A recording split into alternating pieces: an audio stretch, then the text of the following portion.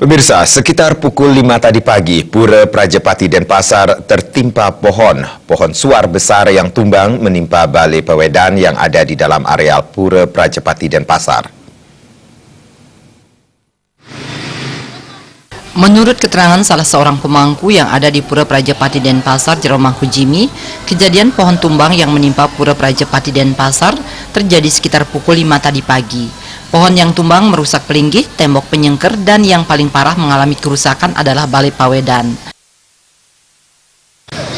Menurut juru gandam prajuru Diki, sana makamit Diki jam 5 pagi. Itu kejadian.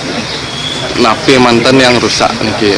Niki yang rusak kan pun panggil bapak kami bersama tembok penyengker, pelinggih, balai biasa.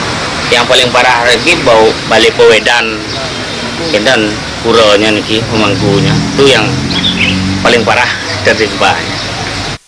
Terkait jumlah kerugian material yang dialami, Jero Mangkujimi belum bisa merincinya karena ini akan terkait dengan upacara yang akan dilakukan.